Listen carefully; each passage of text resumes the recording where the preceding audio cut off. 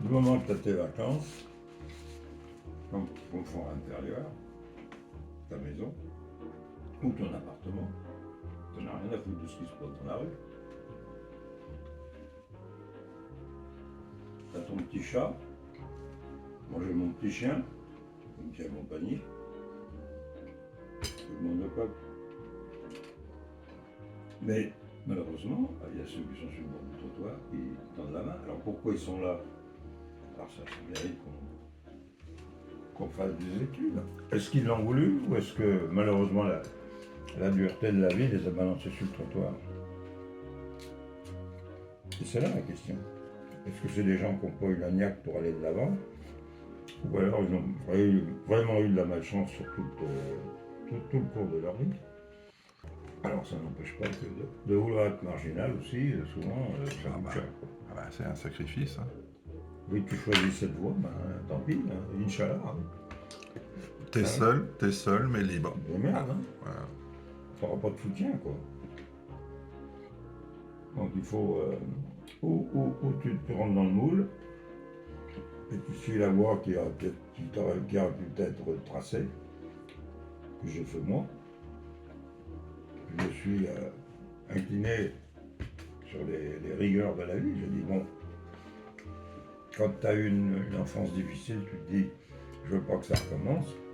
Donc, à un moment donné, tu dis, bah, je me trouve un emploi qui me mette à l'abri. Et tu te soumets aux règles de l'entreprise. Et là tu peux dire amen. Hein.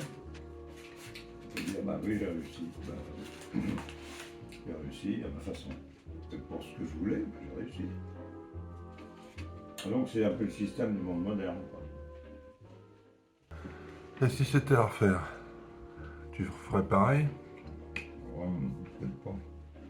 Mais à partir du moment où j'assume mes responsabilités de père de famille. Non, mais en admettant que tu aies la possibilité de reprendre tout à zéro. Non, parce que moi je me suis rendu compte que quand j'avais l'avoine sur la table, on sort de la guerre, il n'y a pas grand chose à bouffer. Donc je me suis dit, si je veux continuer sur cette voie, bah, je m'endors sur mes lauriers, je fais rien. Effectivement, je peux continuer de manger avec au gré du vent. Mais j'ai dit non, il faut sortir de ce merdier et il faut essayer d'aller de l'avant. Donc j'ai choisi un métier qui me pas forcément par accident, je l'ai choisi. Ou c'est le métier qui est venu à moi. Donc j'ai fait carrière là-dedans. Tu n'étais pas passionné de voiture à l'origine? Parce que tu as commencé par un carrossier. Non, pas forcément. Mais le métier est venu à moi, bon, bah, je l'ai adopté, puis je l'ai aimé. Après, je l'ai aimé, oui, effectivement. Mais au départ, je n'étais pas destiné à ça. Voilà. Je le dis toujours, mon plus grand regret, c'est quand j'avais 14 ans, je voulais aller à l'école de la SNCF, et j'étais fasciné par les Pacific 141, ces machines qui ont sauvé la France d'après-guerre. Et moi, je voulais à tout prix, gamin, conduire une Pacific 141. C'est un train. Alors, mon père me dit... C'est un train. C'est une machine à vapeur. Hein. Oui, mais c'est un train, voilà. Alors, je vais voir dans les ateliers, si à Vosel, puisque c'était l'école, si il y a moyen de trouver une solution. Et quand mon père s'est présenté, je me suis dit, monsieur, c'est fini. On ne forme plus de conducteurs de machines à vapeur. On forme des conducteurs de diesel électrique ou des électriques, mais la vapeur est terminée. Donc j'ai dit, bah, laisse tomber, je vais changer de cap, et c'est pour ça que je finis dans l'automobile. Donc, dire que j'ai choisi ce métier, non. Et quand je vois le grand film de Gabin, La bête humaine, ça me fait revivre à peu près ce que j'aurais voulu vivre. Et c'est peut-être ce film qui m'a incité, justement, quand tu vois le film La bête humaine, la vapeur. Oui, la vapeur, c'est une autre époque. Une époque qui est révolue aujourd'hui.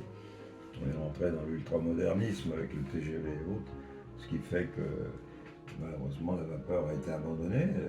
Elle avait quand même un certain charme, oui. Quand on écoutait la vapeur dans les rampes poussifs avec son sifflet, c'était agréable à entendre. Aujourd'hui on n'écoute plus rien, on n'écoute que du vent. Quel est le plaisir, donc. on écoutait cette bête qui respirait, qui soufflait. Elle vivait comme un être humain. Et en plus, elle sifflait. Quel plaisir pour un enfant de voir ce monstre. C'est un monstre pour nous, c'était énorme. Après, c'est que pendant la guerre, ou après la guerre, comme les dépôts avaient été bombardés, enfant, il n'y avait pas d'interdiction comme aujourd'hui. On allait jouer à travers ces machines à vapeur, qui étaient que des tas de ferraille, mais bon, c'était pour nous des machines à vapeur. On s'imaginait transporter des convois de Paris à Nice. Mais oui, bah, quand tu es enfant, tu as le droit de rêver, n'est-ce pas? Tu ne choisis pas ta voie, elle te vient à toi. C'est vrai qu'un métier, ce métier en question, quand tu es apprenti, tu te salis les mains, et on ne te confie pas des tâches les plus nobles, on te confie souvent des tâches dégradantes. Tu te dis, ben, pourquoi je me suis levé le matin, alors qu'à cette époque, on avait des hivers rigoureux, entre moins 10 et moins 20, il fallait trimballer les barres de fer qui te restaient collées dans les doigts. Il n'y avait pas de gants, justement. Et pourquoi j'ai choisi ce métier? Tu souffres pendant quelques mois, quelques années. Puis à un jour, tu admets que c'est ta voie. Puisque c'est ma voie, continuons. C'est celle-là qui m'a choisi.